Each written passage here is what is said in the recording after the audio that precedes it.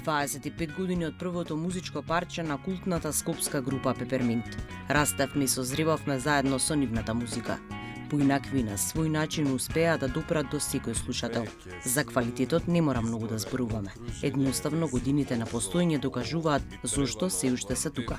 Со главниот виновник за сите успеси, ќе се обидеме да ја пренесеме оваа музичка приказна која се уште трае. Даде одговор на моите праша, секогаш точно одговараш моја само ти ми реагираш. Тогаш се сеќавам дека со еден голем ентузијазам почнавме сите, се собравме во едно подрумче кај што правевме проби и секој ден кога доаѓавме на проба имавме толку голем ентузијазам и толку голема желба да биде нешто од овој бенд кој што го замисливме, да биде една идеја која што ќе биде позитивна, што ќе биде олицетворение на доброто. И еве толку години тераме и останавме доследни на таа наша замисла.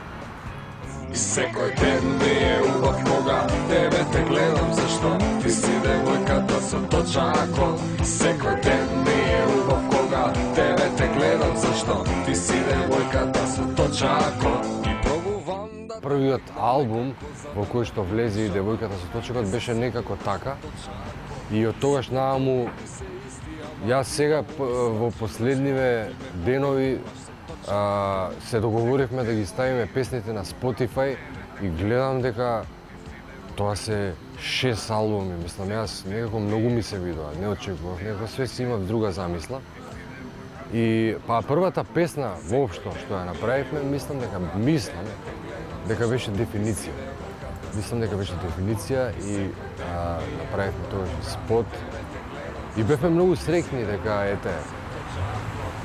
тргна работата и дека правиме нешто во врска со замислата наша и дека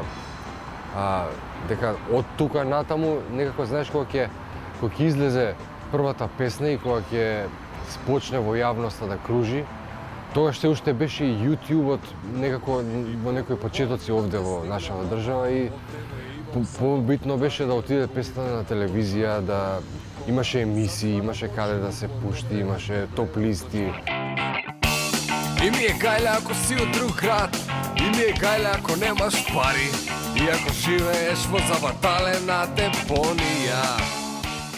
Неблагодарно е да се каже која песна ми е омилена, јас да кажам, ама може би за мене, иако можда таа песна не направи не знам што како другиве песни, е песната Нос.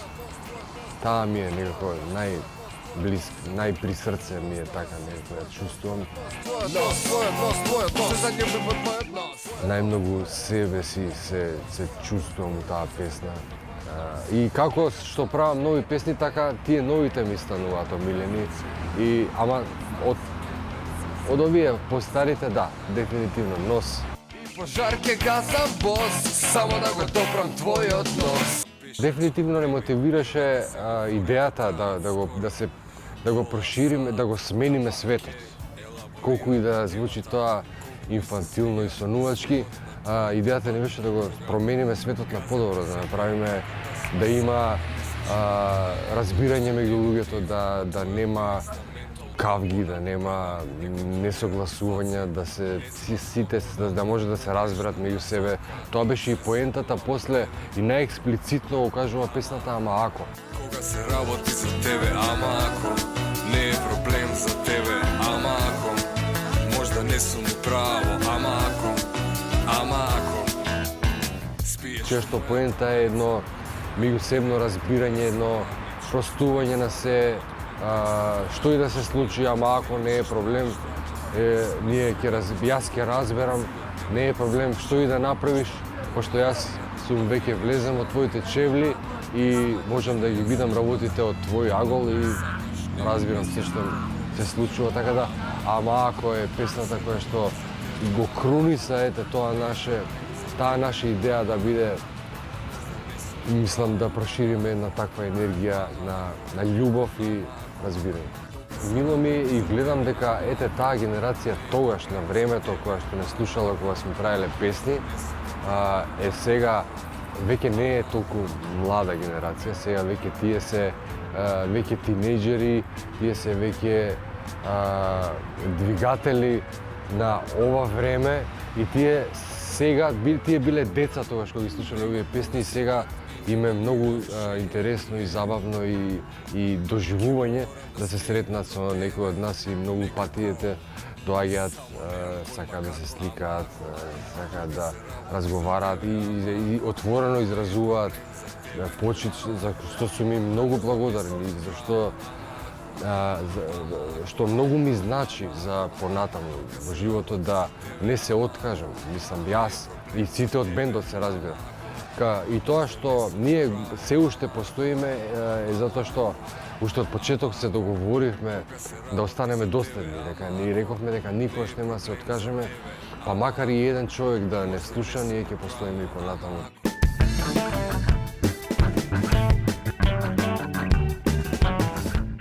Ние имавме во нашава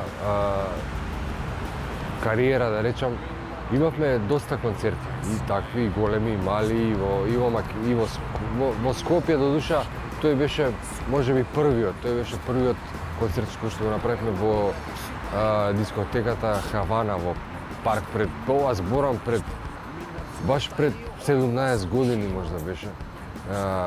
И имавме потоа во Битола, имавме во Кратово, имавме исто така многу добар настап на Д фестивал, имавме настап на Скопје гори, тогашно Скопје гори, што беше многу битен фестивал со многу бендови, со бендот Пил, Джони Ротен, Sex Pistols, значи Санаториум, Ареа, Last Expedition. Би сакале да направиме уште еден концерт ако ни се укаже прилика би направиле, да, зашто не, да ги подсетиме луѓето на без обврски. Значи не мора да дојдат ако не ќе. Каде вака сама во пижама, каде вака сама во пижама. Последната песна се вика Каде вака сама во пижама и една малку поинаква приказна за Црвенкапа. Црвенкапа низ призмата, низ стаклото, диоптријата на Пеперминт. Песна која што исто така зборува за едно разбирање дека нели Црвенкапа излегла некаде сама, волкот ја гледа дека му личи дека е облечена во пижама и така натаму. Ама сепак се разбираат еден со друг и на крај све убаво завршуваат.